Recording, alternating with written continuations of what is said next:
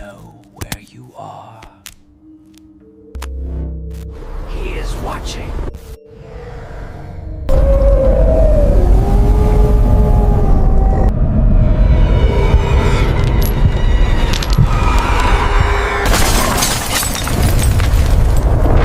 Hello everyone, welcome back to Scary Dark Narrations. Tonight, we're rediving into one of the darkest corners of modern life, the world of online dating. Beneath the smiles, profiles, and perfect pictures lies something far more sinister. In this episode, we'll explore 7 of the most disturbing true horror stories that began with a simple match and ended in unimaginable terror. These are not urban legends or internet rumors. Every account you're about to hear comes directly from real survivors, people who ventured into the digital unknown, searching for connection, and instead uncovered something far more dangerous. From dates that turned into disappearances, to charming strangers who revealed monstrous secrets, to encounters that prove not everyone behind a screen is who they claim to be, tonight's stories will make you question every ping, every message, and every smile you've ever trusted online. To respect the privacy of those involved, some names and details have been altered. But the horrifying truths behind these encounters remain untouched. So turn off the lights, plug in your headphones, and prepare yourself for a journey into digital darkness where love meets fear and trust becomes a trap. If you're new here, don't forget to subscribe to Scary Dark Narrations for daily true horror content that will crawl under your skin and stay there. Hit that notification bell so you never miss when the shadows of the internet come calling.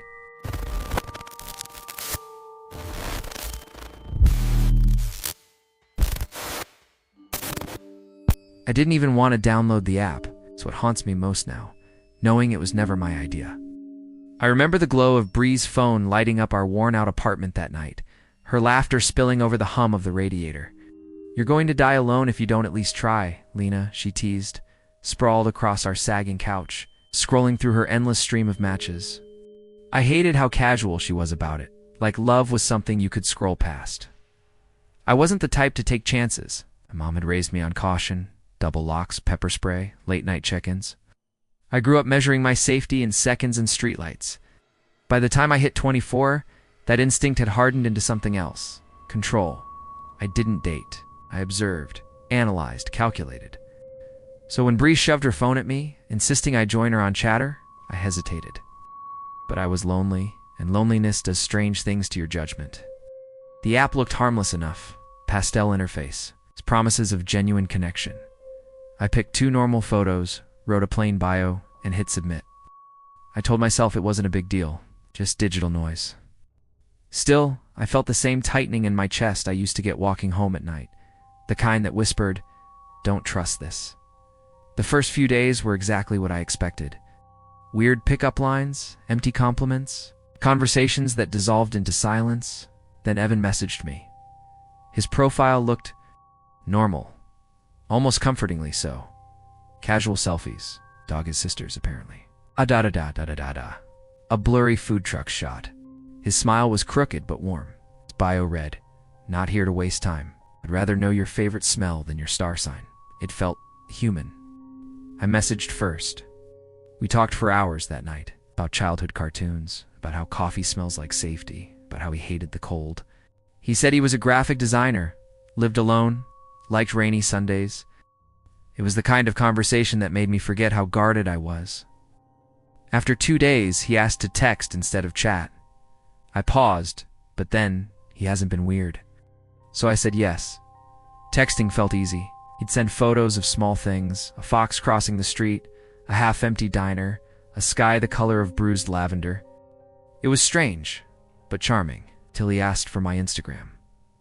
The air seemed to thicken when that message came. My Instagram was private, barely active, under a name no one could guess. Why, I asked.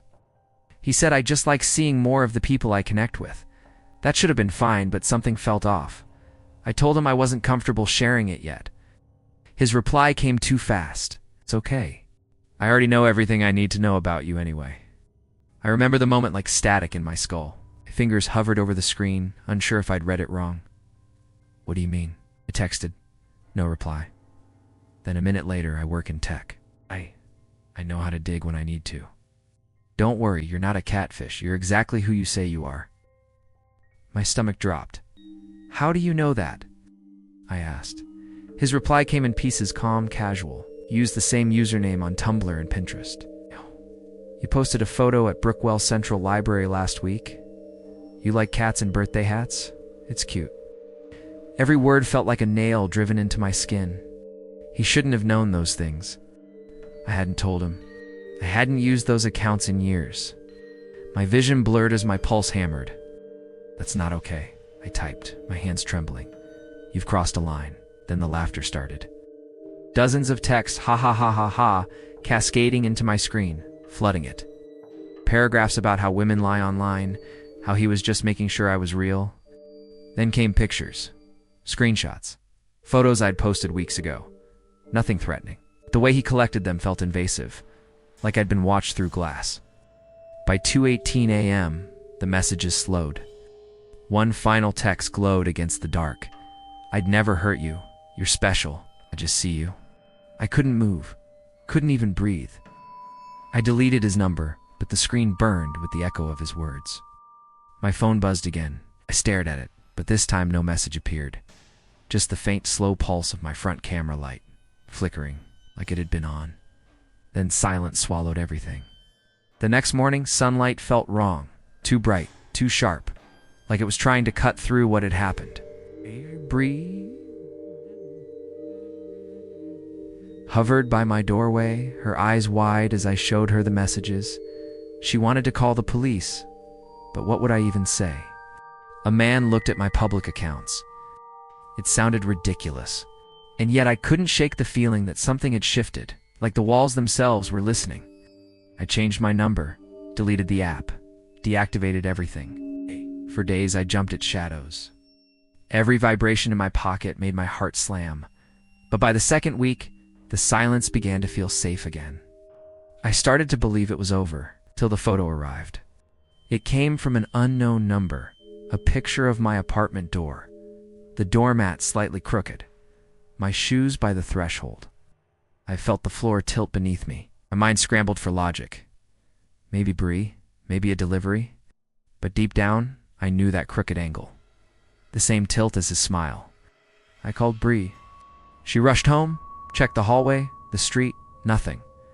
We installed a camera by the door that night. I watched its feed religiously.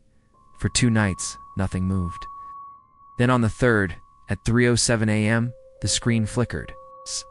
Someone stood at the edge of the frame. A man, maybe, or the idea of one. Too tall for the doorway. Head tilted slightly, the same off-kilter angle as in his photos. He didn't move, didn't knock. He just stood there, a faint glint where his phone might have been. The camera glitched, static swallowing the feed. When it came back, the hallway was empty. I didn't sleep after that. Days bled together. I left the lights on, music playing, anything to drown the silence. But sometimes late at night, my phone screen would light up. Not with a number. It's just a blank notification, like something trying to reach through the static. I'd swipe it away, and the camera light would blink once, twice. Then came the messages again from random numbers. Each with the same opening line, "You're special." Sometimes followed by photos, my street corner, my bus stop, my reflection caught in a cafe window. I moved apartments within a week. Changed jobs. Changed my entire digital identity. I thought I'd escaped. Until the morning, I opened my work laptop and saw my reflection smiling back at me, not my smile. His, crooked. The webcam light was on. I slammed the lid shut, my pulse exploding in my ears. I unplugged everything, even threw the router out the window. But the image wouldn't leave me. His face had looked stretched, pixelated, like a bad connection trying to become real. At night, I dreamed of static and laughter. I woke up to the sound of my phone buzzing on the floor. No number, just one message. "Look behind you." The air turned solid. Every instinct screamed not to move. I could hear it then, a faint breathing inside the room. My eyes darted toward the corner where the shadows pooled deepest, and for the briefest moment, something moved, not forward. Inside the dark itself, I ran. I don't even remember leaving the building. When I came back the next day with Bree, the room was untouched. No signs of anyone, except one thing, my old phone, sitting upright on the desk. Its screen cracked black, but faintly glowing. When I picked it up, the front camera opened automatically, and on the screen, standing just behind me, that same crooked smile. I dropped the phone, but the smile lingered on the screen, pixel by pixel, like it was trying to learn how to move again. I've destroyed every device since. I use burners now. Old flip phones. No cameras. No apps. But sometimes, late at night, my phone vibrates once.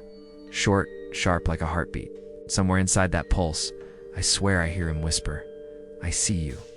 Would you dare return to this place?"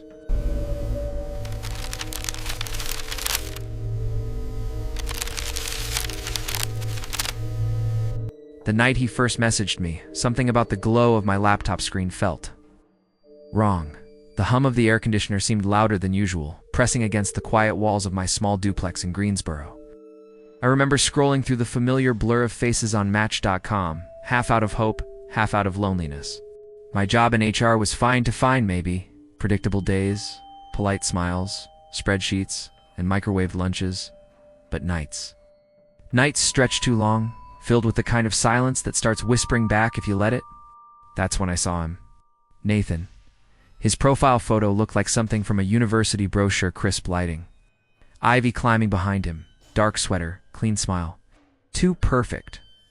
But loneliness makes perfect look harmless. So I replied. Our chats were easy at first.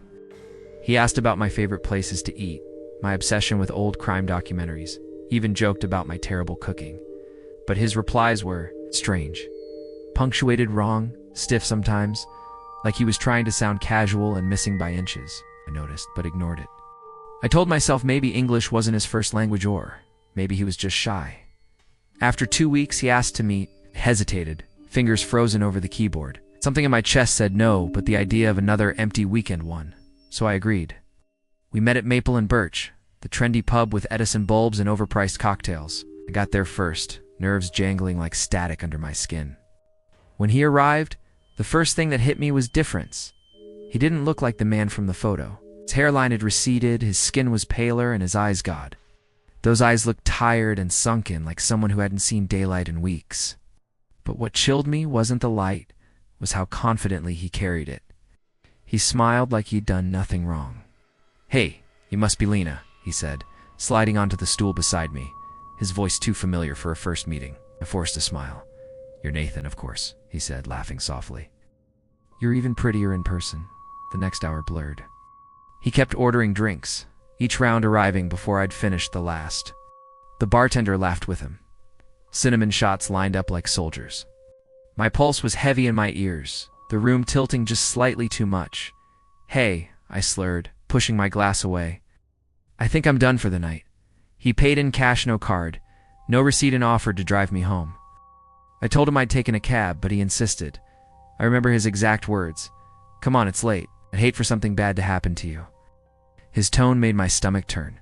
The drive was short, 8 minutes maybe, but it felt endless. The city lights smeared across the windshield, the air in the car thick with his cologne and whiskey breath. When he stopped in front of my duplex, I reached for the door handle. It didn't open. He turned to me, grinning, eyes glassy. "Oh," he said, "you want to fool around a bit before you head in?" "No." My throat dried.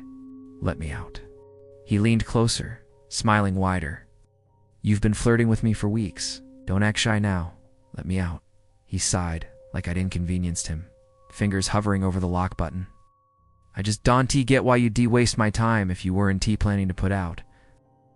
The silence in the car was so heavy it felt alive. A porch light flickered across the street. No witnesses. When he finally unlocked the door, I stumbled out so fast I almost fell. I heard him mutter something, "Stuck-up bitch," before he drove off. Inside, I locked every bolt, slid down against the door, and sat there, shaking until my heartbeat slowed. The next morning, there was a bouquet on my back step. Roses. A card tucked between the stems. "Sorry about last night. Had too much to drink. Please forgive me." Signed, Nathan. Stared at it until my coffee went cold. Then I threw it away. But it didn't stop. Every few days, something new appeared. Chocolates, candles, books I'd mentioned once in passing. The handwriting always the same, the tone always apologetic. Then the gifts turned personal. Earrings I'd lost months ago, perfume I used to wear in college. Things he shouldn't have known, things I hadn't told him. That's when I realized he'd been here, watching, maybe even inside. I started keeping all the notes in a drawer. I didn't call the police. I couldn't bear the humiliation of explaining how I'd let him into my life, how I'd given him my address. Instead, I called my brother. He changed the locks, installed a cheap motion camera on the porch. For a while, nothing happened. Then one night the camera caught something a shape, blurry human, too close to the lens, and then silence swallowed everything. For a week, I barely slept. Every creak in the house made my pulse jump. Every shadow seemed to breathe. The gifts had stopped, but the quiet felt worse, like he was waiting. One night, I sat on my bed, clutching my old Polaroid camera. It had belonged to my dad. Next to it was the .380 pistol he'd given me after a break-in years ago. My hands trembled as I loaded film, the click of the camera echoing too loud in the still air. I took a picture of my bed-white sheets, the gun resting on my pillow. Then, in red Sharpie, I scrawled on the bottom, "Next time you step on my property, this will be the last thing you see." I sealed it in an envelope and left it where his gifts always appeared. By morning, it was gone. He never came back. For 3 years, life returned to something close to normal. I met Darren, got married, moved on, or at least tried to. Sometimes I still thought about the gifts, about the feeling of being watched, but I convinced myself it was over. Then one night at a steakhouse not far from Maple and Birch, I saw him. He sat alone at the bar, older now hair, thinner eyes hollow, skin stretched too tight. But it was him, Nathan. The world seemed to tilt again like that first night in his car. I froze, glass halfway to my lips. My husband noticed my expression, followed my gaze, and stiffened. He knew the story. All of it. Darren stood without a word, his presence calm but solid, like quiet anger in human form. Nathan looked up, saw him, and something flickered across his face. Recognition, fear, maybe shame. He dropped some bills on the bar and left without turning back. For a long moment, I couldn't move, couldn't breathe. I thought I'd feel relief seeing him run, but I didn't. I felt cold, because as he disappeared into the dark outside, I realized the look in his eyes wasn't fear. It was patience. Like a man who'd just decided to start over somewhere else. Later that night, I couldn't sleep. The house felt too still. I wandered into the kitchen for water and froze at the counter. There, propped against the fruit bowl, was a single Polaroid. Old, yellowed around the edges. It was my photo. The one I'd taken that night, the silver gun on the pillow, but across the bottom, someone had written over my message. "I still remember the smell of your perfume." My glass slipped from my hand and shattered on the floor. My husband called from the other room, but I couldn't answer. I just stared at the picture, at the scrawled handwriting that hadn't changed in 3 years, and felt the walls close in. The next morning, I checked the motion camera footage. Nothing. Just static. For days, I lived in a blur, checking locks, glancing out windows, hearing phantom footsteps that stopped when I turned. Darren told me it was trauma resurfacing, that maybe I was seeing patterns that weren't there. Deep down, I knew better. Flowers, the notes, the gifts they had, all been physical. And now, he didn't need to leave things anymore, just needed me to remember him. A week later, a new account followed me on Instagram. No posts, no profile picture, just a username, Blue Sweater, 2005. And for the first time in years, I felt the same chill crawling down my spine as I had that night in his car. Because I knew exactly what would come next. Would you dare return to this place?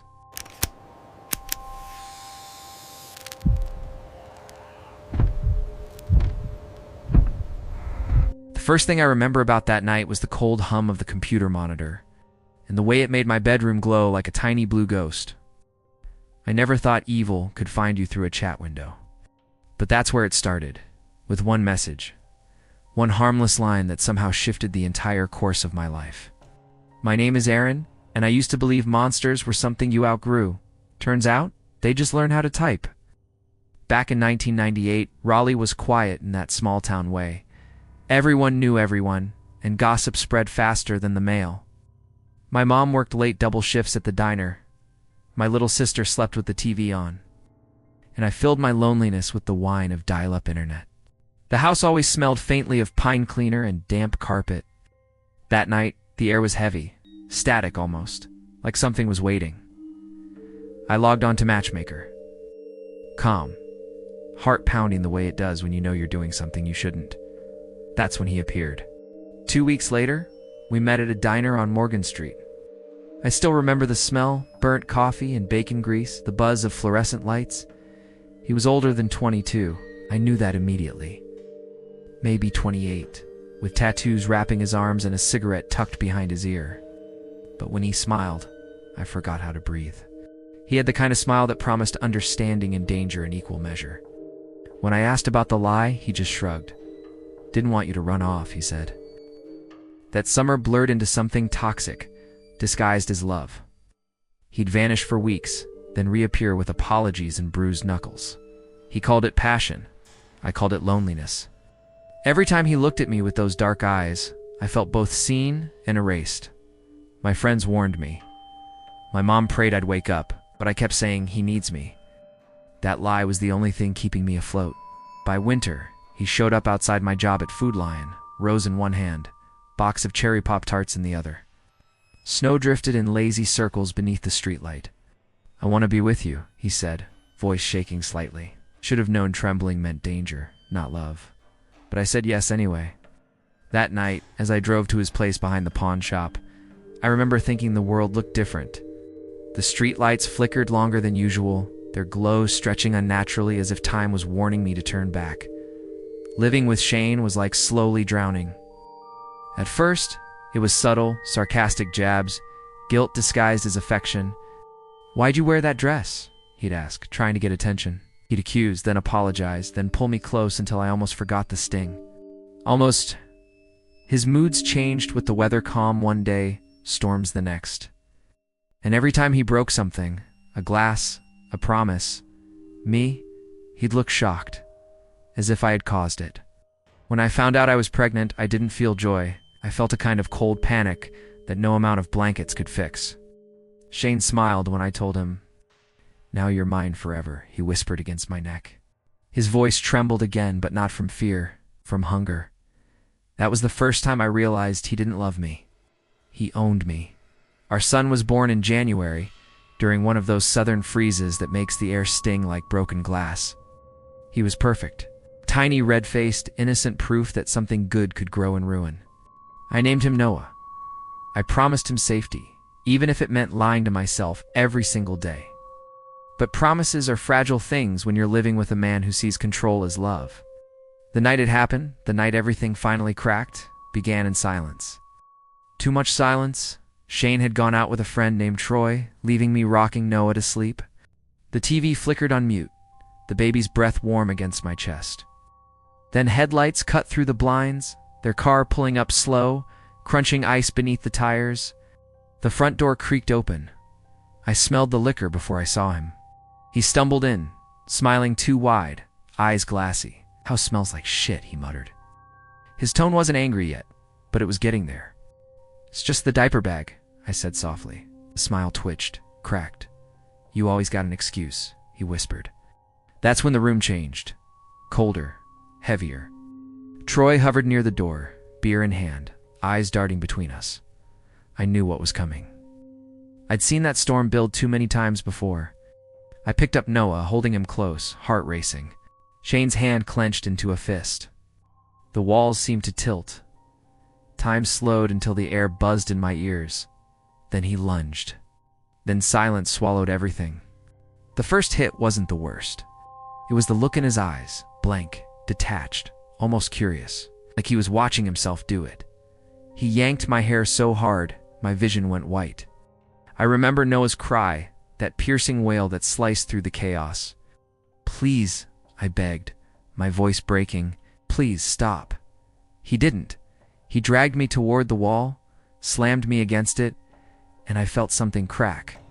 I thought I'd die right there in that dim living room that smelled of beer and baby powder. Troy shouted something. I couldn't hear what. My ears rang. I turned toward him, clutching Noah. "Take him," I screamed. "Please, just take him." He hesitated for half a second, then did. The moment Noah left my arms, I stopped being afraid. I just wanted him safe. I tried crawling toward the landline on the floor, a cheap beige phone tangled in its cord. I managed to hit 911 before he ripped it away and smashed it against my face. My lip burst open. Blood hit the wall in dark splatters. The world tilted sideways. He straddled me, hands closing around my throat. His voice was low, shaking with rage. "I'm gonna kill you," he whispered. And this time, I mean it. My vision tunneled. The last thing I saw before darkness hit was Troy standing frozen by the door and the faint red glow of the Polaroid camera Shane had left on the table. It flashed once, bright and violent. Click. That sound, I'll never forget it. It's then pounding, knocking, police. The world came back in flashes, blue lights, shouting cold air against my face. Shane tried to lie. "Everything's fine," he said. "She's just overreacting," but when I stumbled into the doorway, bleeding, barefoot, trembling, even the cops went silent. One of them moved fast, slammed Shane against the porch railing, cuffed him while his cigarette rolled down the steps into the snow. The photo from the Polaroid lay face down on the floor. I didn't look at it, not yet. At the hospital, they told me I had a hairline fracture and a split lip. "You're lucky," the nurse said softly. But it didn't feel like luck. It felt like surviving a storm that wasn't finished yet. When they handed me Noah, I cried without sound. It's just silent tears. I remember thinking, he'll never remember this. Please God, let him never remember. Shane called the next day from jail. His voice was calm, almost bored. "Why'd you do this to me?" he asked. To him, that's when I finally hung up. He was sentenced to 26 days, served none, fled to Georgia. Months later, I'd see his name again in the news, tied to a murder. A woman named Rebecca, beaten, strangled, found beside a broken Polaroid camera. The headline made my stomach drop. Killer captured in Georgia after disturbing photos surface. I never saw the photo from that night, the one the police found on my floor. They told me I didn't need to, said it wasn't for my eyes. But sometimes, when I close mine, I see it anyway. A blur of motion, frozen mid-scream, and behind it, that red flash. It's been years now. Noah's older, happy, safe. My husband, my real husband, kisses me goodnight without flinching, and I almost believe the past is gone. Almost, but every so often when lightning hits just right, I swear I see a brief flash, the same harsh red through the window. And sometimes, just sometimes, I hear the faint click of a camera. Would you dare look at the photo that ended it?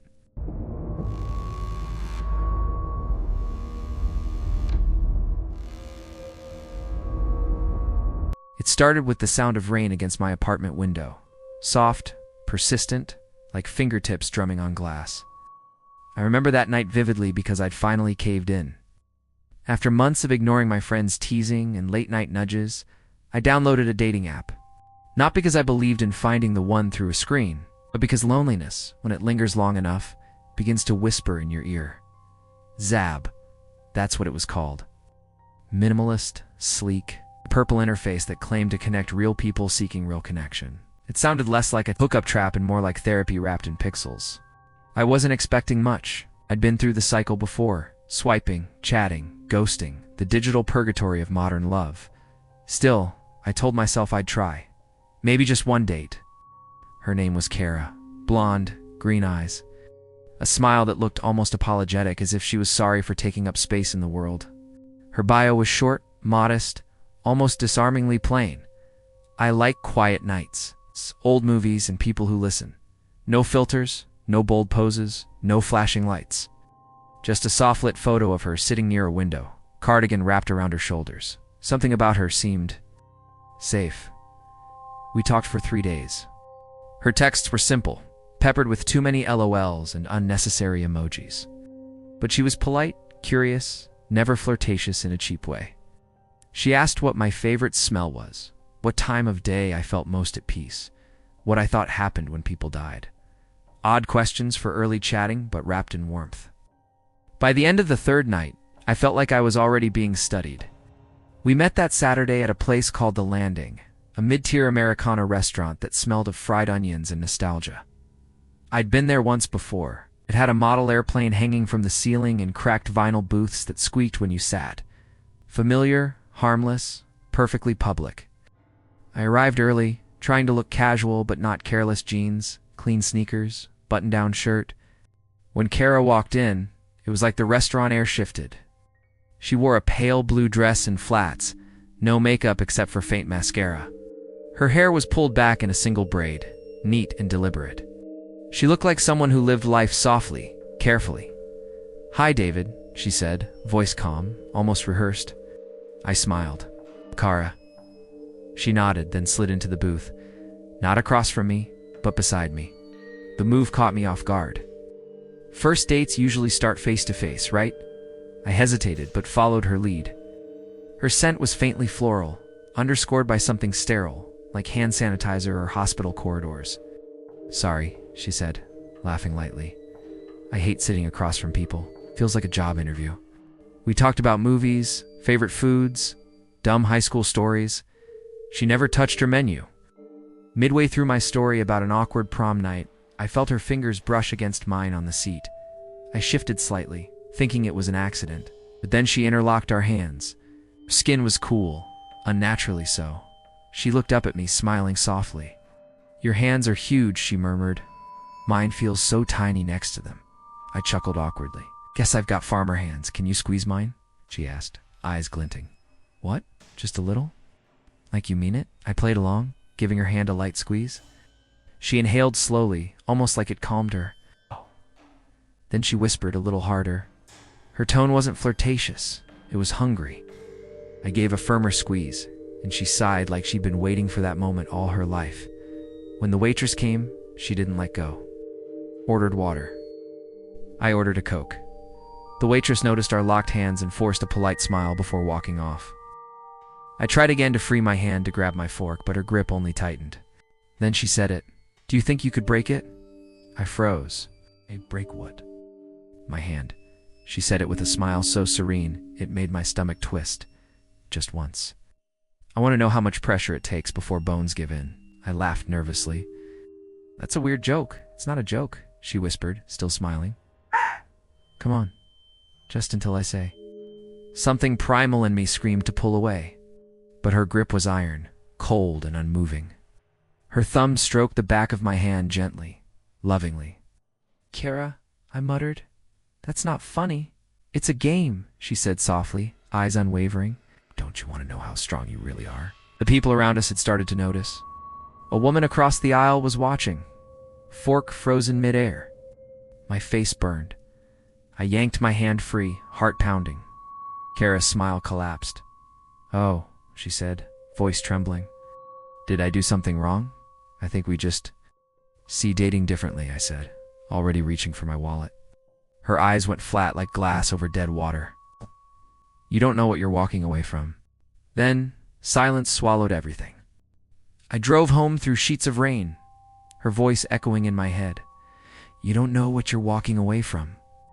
Every syllable felt like a curse, whispered in the dark. By the time I reached my apartment, I'd already deleted Zab. I didn't just unmatch her, I obliterated the app, reset my phone, and told myself I'd forget her. But forgetting didn't work. Every night, I'd feel phantom pressure around my fingers, like an invisible grip refusing to let go. A week later, my phone buzzed, an unknown number. Just a single message. Did it hurt?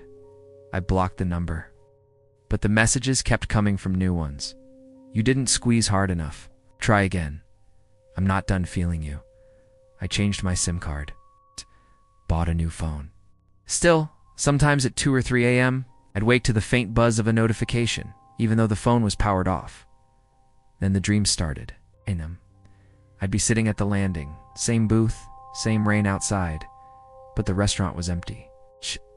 Across from me, or sometimes beside me, Kara would sit, smiling that same placid smile, her hands on the table, pale, motionless, until they started twitching, bones cracking inward, skin bruising purple.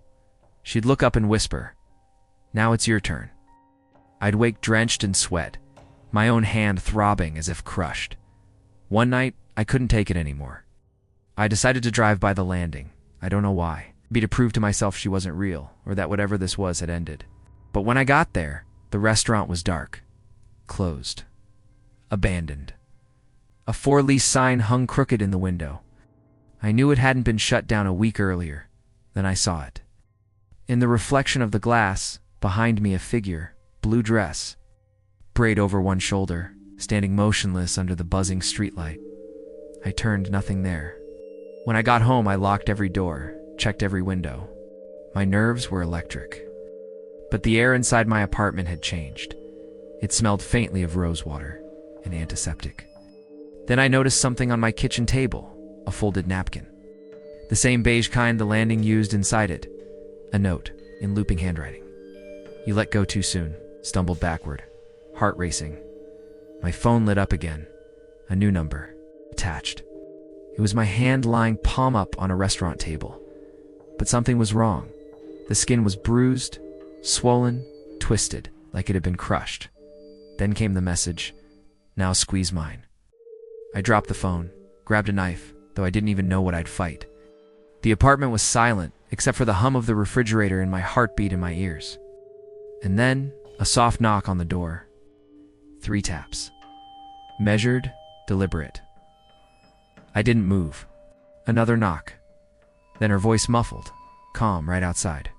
David, you didn't finish the game. I backed away slowly. The doorknob started to turn on its own once, twice, until it rattled violently. Then it stopped. Quiet. But when I looked down, I saw it. A pale hand, her hand pushing slowly through the gap under the door. Fingers first, stretching impossibly long, tendons tightening, nails scraping against the floor. Oh, the skin shimmered like wax melting under heat. It groped blindly, searching until it brushed against my shoe. I bolted back, heart slamming in my chest. The hand withdrew slowly, dragging itself out, leaving faint streaks on the floor. Not blood, not dirt, but something translucent, like film. Then silence again. The next morning, I found the door unlocked.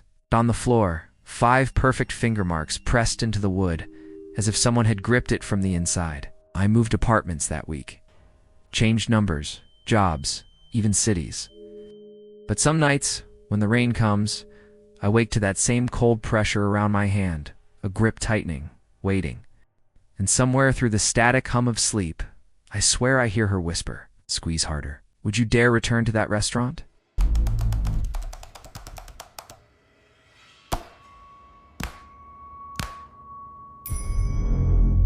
The first thing I noticed about Jaden was how normal he seemed. That kind of calm, balanced energy that feels almost magnetic when your own life runs on chaos.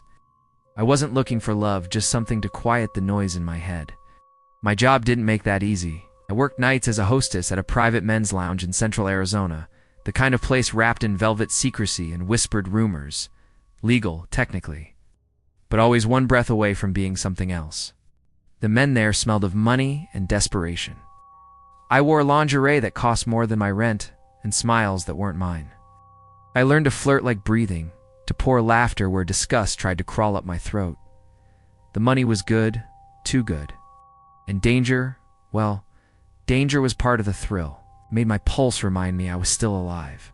At 27, I lived alone in a duplex outside Mesa, my nights bright and my mornings empty. Out boyfriend. No structure, just long shadows and the soft glow of my phone lighting up the dark. That's how I met him, Jaden. His profile hit different. No shirtless selfies, no sleaze, just a crooked grin, a dog named Tyson, and a quote about Eastern philosophy that made me pause. His first message wasn't a pickup line.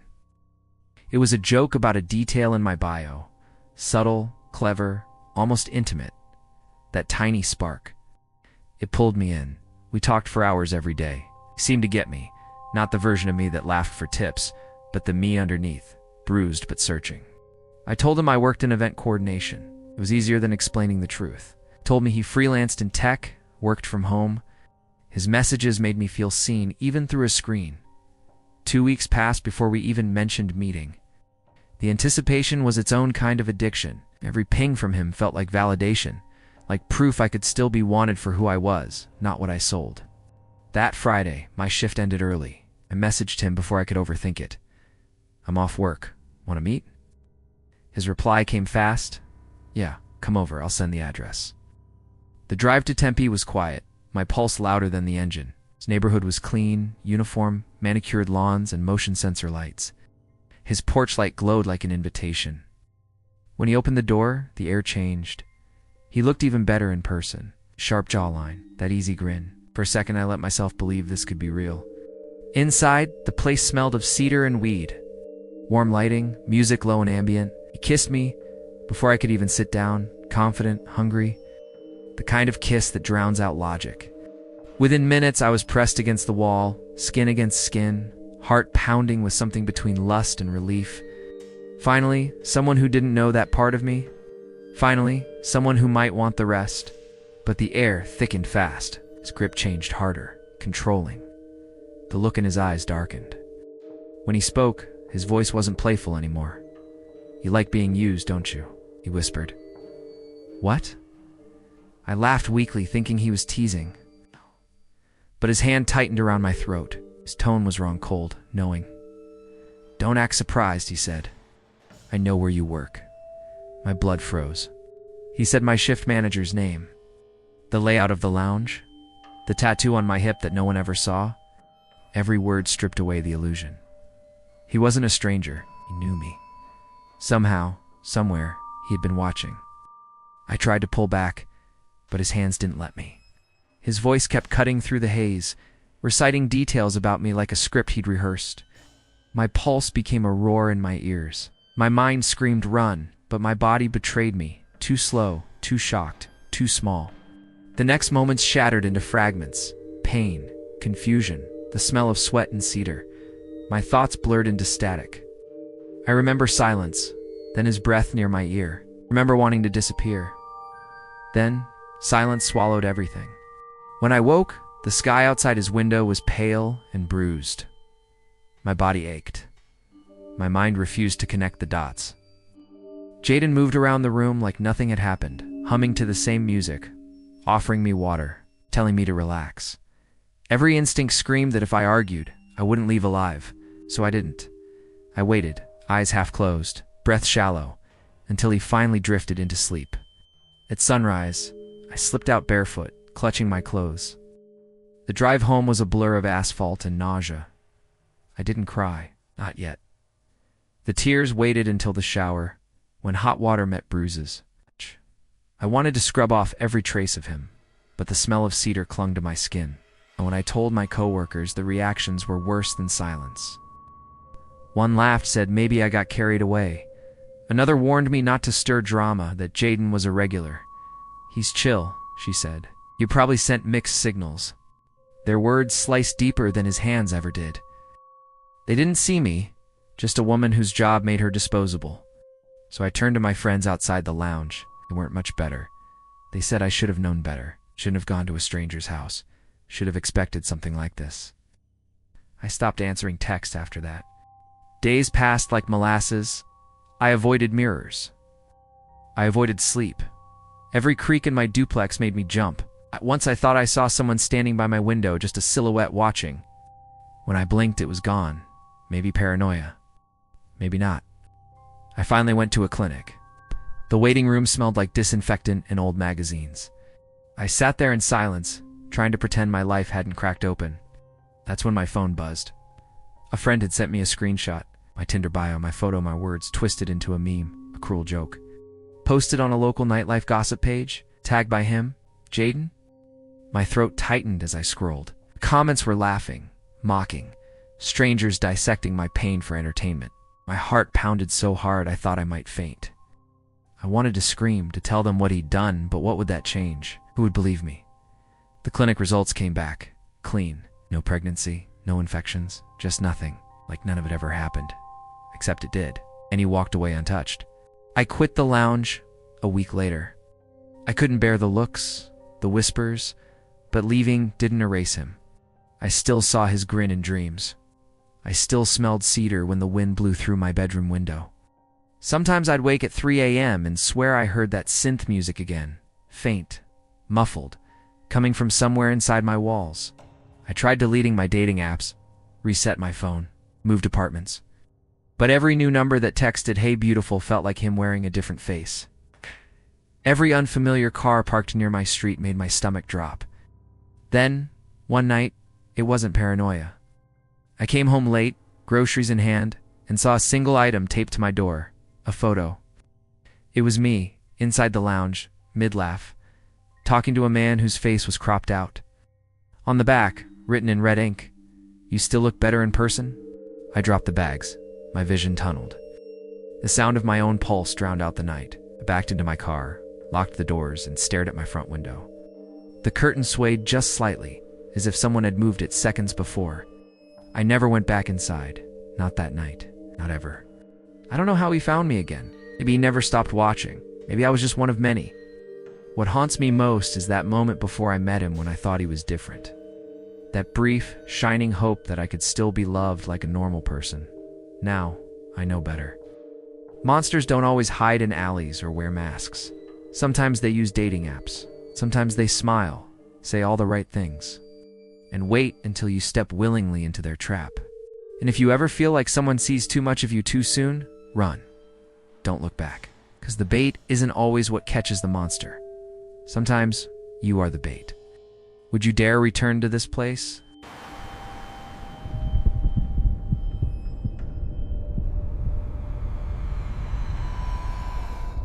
The night air carried that faint metallic temps of rain-soaked pavement when I first met Ethan, a scent that, even now, makes my stomach tighten.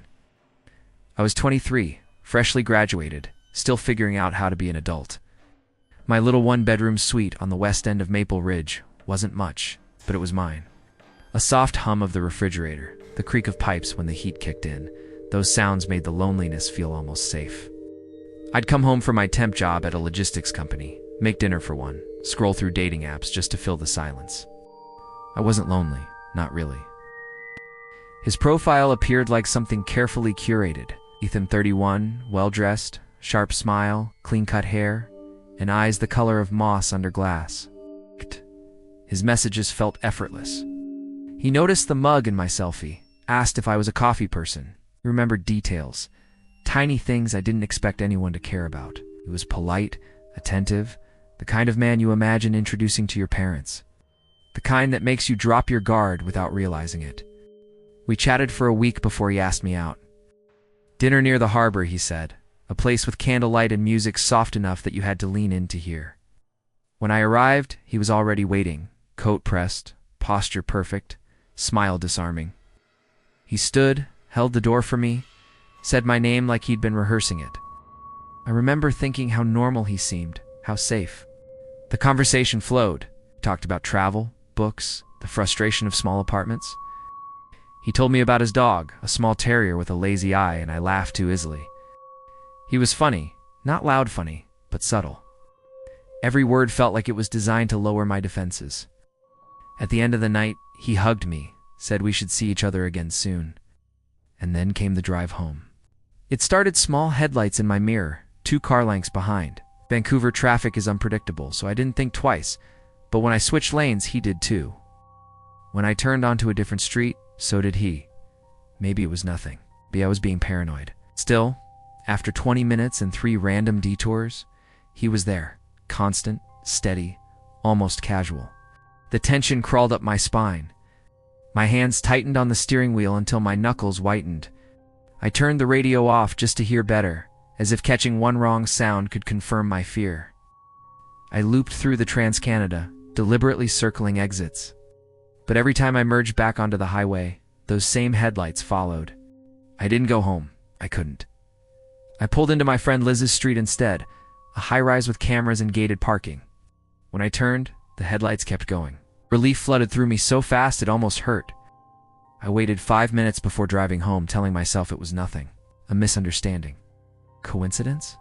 Back in my apartment, I took a hot shower to wash away the tension. The steam curled around the mirror, blurring my reflection. I tried to laugh at myself. "You're fine, Callie. You're being dramatic." I grabbed my phone to text Ethan, maybe tell him I'd had a nice night. But before I could type, a message appeared. It was a photo. My car. Parked right outside my duplex. Taken minutes ago. My heart began to pound in my throat. Then another message. "I didn't know you lived across the street from me. What are the odds?" I froze. My breath came shallow, too quick. Across the street, He couldn't have a knock. I crept to the window and pulled the curtain back an inch. He was standing there under the porch light, hands in his pockets, smiling like this was a casual drop-in. "Hey," he said through the door. "Still up? Want to hang out?" "I'm exhausted," I called, trying to sound calm. "Maybe another time."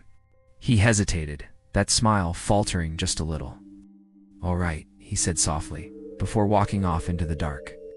I didn't move for hours. I sat on the couch with the TV flickering low, a kitchen knife in my lap, waiting for another knock that never came. The house creaked and sighed, every sound twisting tighter around my nerves. When I finally drifted to sleep, it wasn't peace. It was exhaustion, swallowing fear. Then silence swallowed everything. I woke to the sound of glass crunching beneath my shoes. Morning light spilled across my driveway, catching the glitter of shattered windshield pieces. Both passenger side tires slashed clean through. My driver's door carved with deep, jagged keys, 3 long marks like claws. He was there, holding 2 cups of coffee. "Morning," he said, smiling as if nothing was wrong. "Figured I'd surprise you. Oat milk, right?" My throat closed. "Run," my mind screamed. But I smiled, weak, mechanical. "Thanks. I can't drive like this, though." "I'll take you," he said immediately, that perfect smile unwavering. No, it's okay. I whispered. "Police are coming."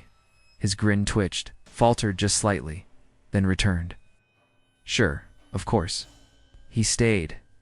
2 hours, leaning casually against his car while I waited inside, every minute feeling like a held breath. When the officers arrived, he turned away, pretending to scroll his phone. Then, as they stepped toward him, their radios crackled. One of them shouted, "Freeze," hands in the air. Ethan didn't run. He dropped to his knees slowly, like he'd done this before. They cuffed him right there on the pavement, his calm face never breaking. The officer told me he was already wanted: stalking, fraud, assault, breach of probation. He wasn't even supposed to be in Vancouver. Remember shaking so hard that I couldn't sign the report. My name looked like a stranger's handwriting. I thought that was the end. The nightmare resolved, credits rolling. But nightmares don't end that neatly. A week later, the morning felt too still. No birds, no hum of passing cars. I stepped outside, keys in hand, and froze. He was sitting on the curb of my driveway, legs crossed, head tilted like a friend waiting for me to join him. He smiled. "Hey, Callie?" My voice cracked. "You how?" He shrugged. "Bail conditions. You know how it goes." That calmness, that casual tone, it was worse than rage. I forced my face to stay neutral, every instinct screaming to run. "I'm late for work," I said. "Can I call you later?" He nodded. "Sure, I'll be around." I got in my car, or what was left of it, and drove until my hands stopped trembling. I never went to work. I drove straight to a real estate office and ended my lease that day. By nightfall, I was sleeping on Liz's couch, shaking every time a car passed the window. We sent her fiancé and his friends to pack my things. I couldn't step foot back there. For weeks, every sound, a knock, a door creak, the buzz of my phone made my stomach lurch. I deleted every app, changed my number, my email, everything. But I still see him sometimes, not in person, in dreams. Standing at the foot of my bed, his smile unchanged. The same calm voice whispering, "I didn't know you lived across the street from me." I'll wake up, heart hammering, drenched in cold sweat. It's always the same words, the same expression. It's like he's still there, just out of reach, watching. They say trauma dulls with time, but mine only sharpens when the world goes quiet. Every creak, every shadow feels like a warning. Because once you've been followed, truly followed, you never stop looking over your shoulder. Would you dare answer the door? If you saw him smiling on the other side,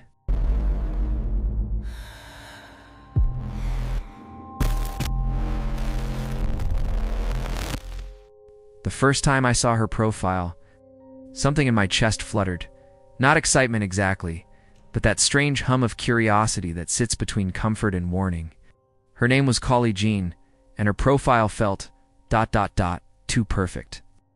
Auburn hair that caught the sun like flame, lips that seemed to curve at the edge of every sentence she typed. I told myself it was harmless, just a few messages, it's just for fun. That's how it always starts, right? I'd moved to Brookville 6 months earlier. It's chasing a job and leaving behind a relationship that had already died before either of us said the words out loud.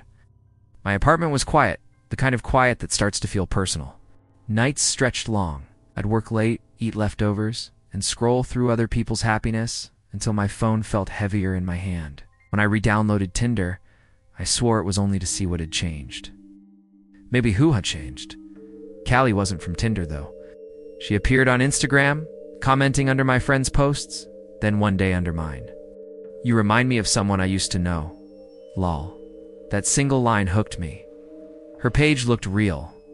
15,000 followers, polished but not fake. Travel pictures, mirror shots in high-end apartments, and a smile that felt practiced but warm. Verified number, no sketchy links.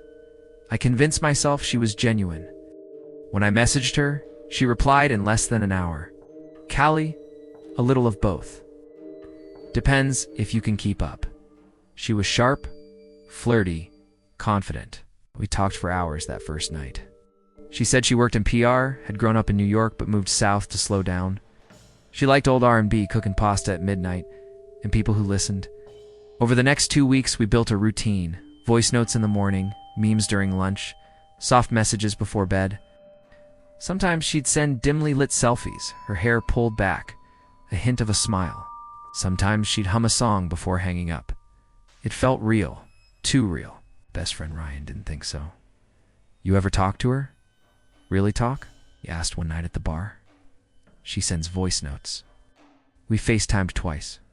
For how long? Short calls. She was tired.